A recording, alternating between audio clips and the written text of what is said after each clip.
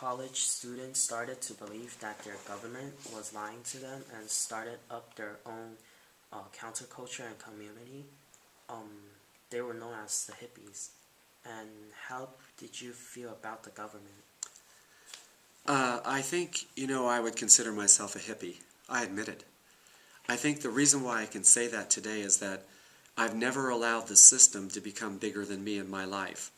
And by that I mean I've done things in my life that enabled me to not get caught up in a lie or not to do something that I didn't feel was right. Each person has the opportunity in their lives to choose a direction that they, that is either right or wrong. And I think the government of the United States, in many instances from the 1960s onward, even up to today, has chosen a direction or directions which eventually end up hurting the American people. So, but everybody thinks they know the right path and that they think this is the right way to go for people in general. So what I'm saying is that myself, it's just disappointing that when an elected government decides to take matters into their own hands, which they have done numerous times, only to lead us into further trouble down the road. And I think what America lacks today is leadership that would be strong enough to say this is not the right thing for a small group of people, but we need to do the right thing for a lot of people. So just like you have today, and in my time, people were lying, and it's a great disappointment.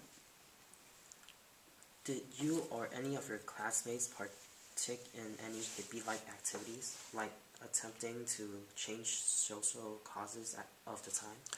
I think that, the biggest thing for us during the period when I was a student perhaps was the Vietnam War. And this was a war that was a fight against, you could put this in quotations, of communism.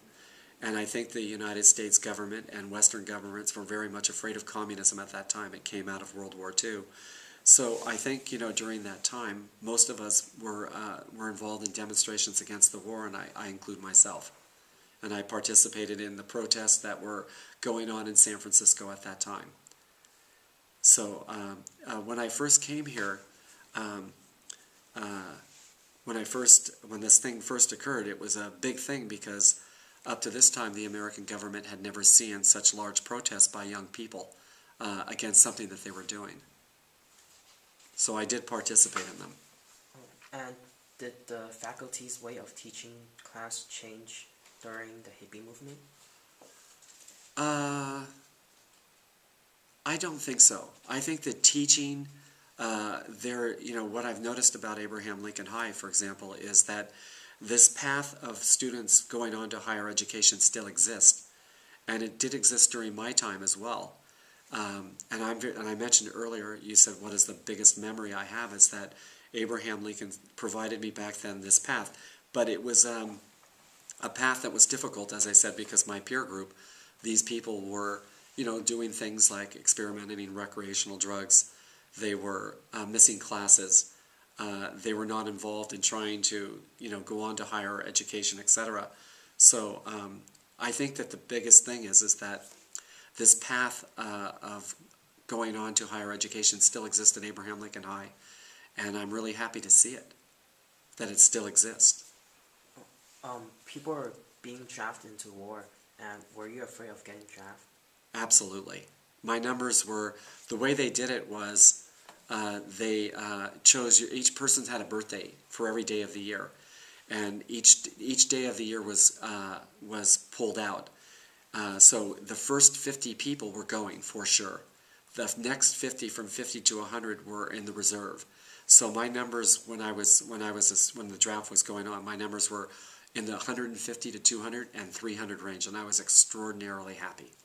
I admit it. What will you do if you were drafted? I don't know. It's a good question. I will say that my father, I come from a very military family. My father was a captain in the United States the United States Army, and he fought in World War II. My brother, who attended Abraham Lincoln High School, was drafted and joined the United States Marines, and he fought in Vietnam. My older sister joined the Marine Corps and was also involved in the Vietnam War.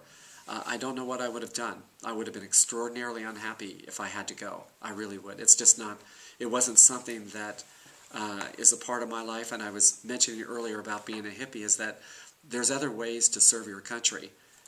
We don't have to do it that way. And I'm glad I was not drafted. What